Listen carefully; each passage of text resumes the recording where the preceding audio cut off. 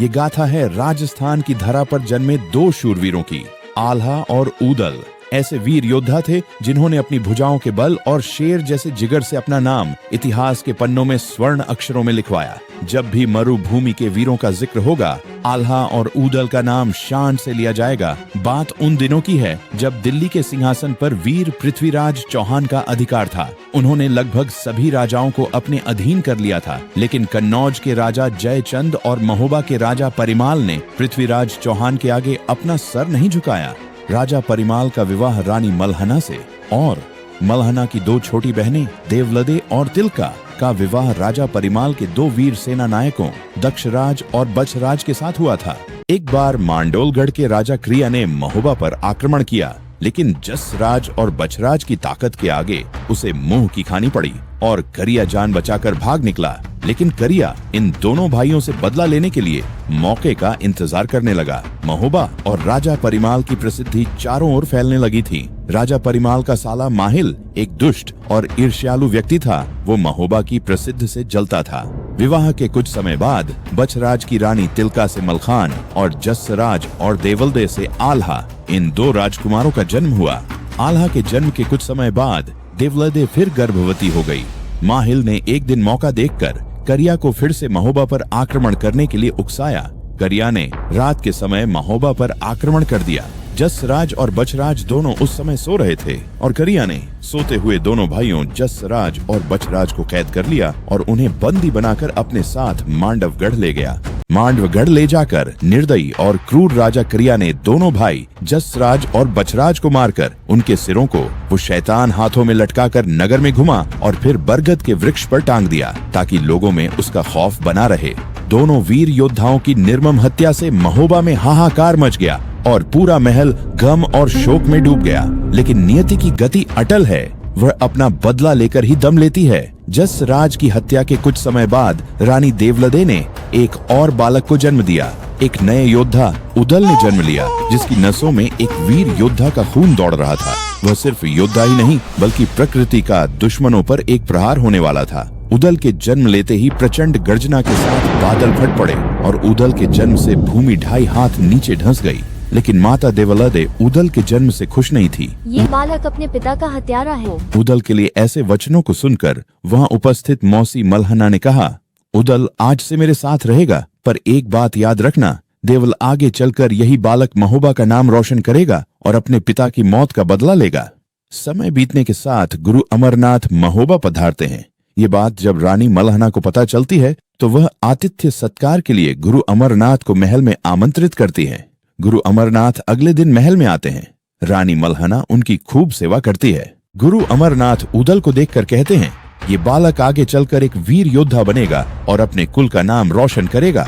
रानी मलहना गुरु अमरनाथ का ऊदल के प्रति लगाव देखकर ऊदल को गुरु के चरणों में समर्पित कर देती हैं। गुरु अमरनाथ अस्त्र शस्त्र की अच्छी शिक्षा देने के लिए ऊदल अपने साथ ले जाते हैं। ऊदल के जाने के पश्चात राजा परिमाल ने अपने पुत्र ब्रह्म कुमार के साथ आल्हा, मलखान और ढेबा को भी अस्त्र शस्त्र चलाने की कला में निपुण बनाने लगते हैं। देखते ही देखते सभी बालक समय के साथ अपनी किशोरावस्था पार कर गए। लेकिन फिर भी दक्षराज वत्सराज की मृत्यु के पश्चात महोबा की रियासत कमजोर हो गई थी और राजा परमाल को आसपास के राजाओं के सामने अपना सिर झुकाना पड़ता था। समय के साथ ऊदल भी कई वर्षों की कठिन शिक्षा ग्रहण कर वापस महोबा लौट आया। एक दिन राजा परमाल अपनी राज्य सभा में बैठे नगरों पर हो रहे लुटेरों के हमलों पर चर्चा कर रहे थे कि तभी कुछ लुटेरों ने महोबा पर आक्रमण कर दिया।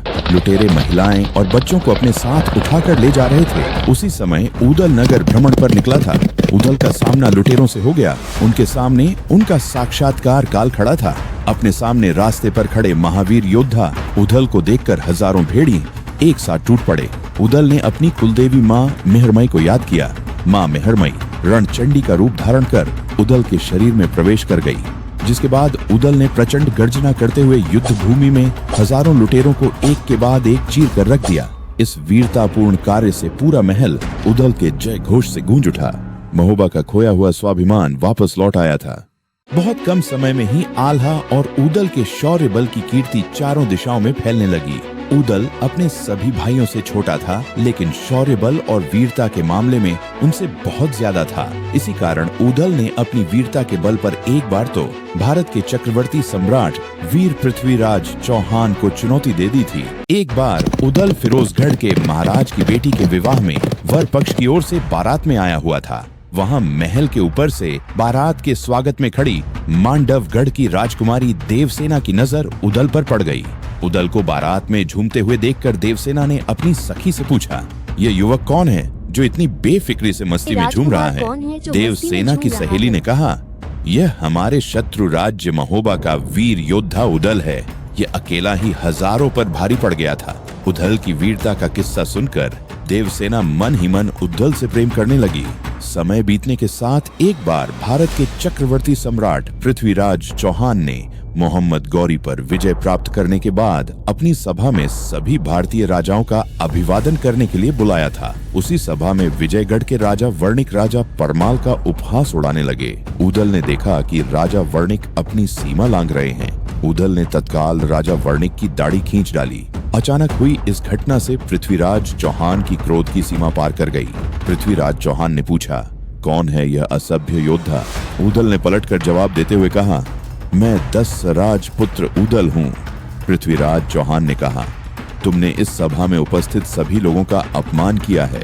ऊदल ने कहा, माफ करना महाराज, लेकिन आप किस अपमान की बात कर रहे हैं? राजा परिमाल और महोबा का अपमान कर यह सभा पहले ही अपनी सभी सीमाएं लांघ चुकी है, लेकिन मेरे अंदर राजपूती खून है। अगर किसी ने राजा परिमाल या महोबा की ओर अंगुली उठाई तो समझ लो उसने ऊदल की तलवार को हाथ लगा दिया है। भरी सभा में ऊदल के इस धमकी भरे लहजे को देखकर पृथ्वीराज चौहान के क्रोध की सीमा पार हो गई। उसी वक्त विषय की गंभीरता को देखते हुए राजा परिमाल ने पृथ्वीराज चौहान और राजा वर्णनिक से माफी मांग ली। पृथ्वीराज ने राजधर्म का पालन करते हुए ऊदल को माफ तो कर दिया, लेकिन महोबा और ऊदल अब पृथ्वीराज की आंखों में चुभने लगा था। महोबा की मरोड़ निकालने के लिए पृथ्वीराज चौहान एक उचित अवसर की तलाश में थे।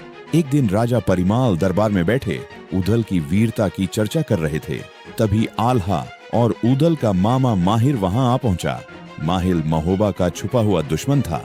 माहिल ने महाराज की बातें सुनकर कहने लगा, क्षमा करें महाराज, ऊदल तो साधारण सिपाही हैं। वह कब से? माहिल ने कहा, माना कुछ छोटे मोटे युद्ध जीत लिए होंगे। ऊदल ने, किंतु ऐसे युद्ध जीतने से कोई शूरवीर तो नहीं बन जाता महाराज। माहिल की बातें सुन राज दरबार में बैठे सभी सामंत एवं राजा परिमाल खुद इस बात से चौंक गए।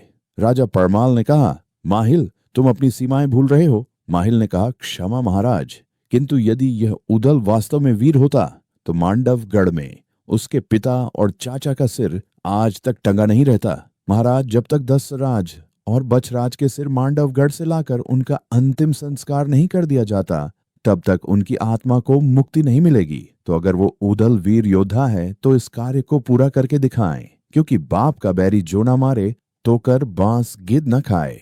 दूसरा भाग जल्द लेकर आएंगे। चैनल को सब्सक्राइब करना न भूलें। धन्यवाद।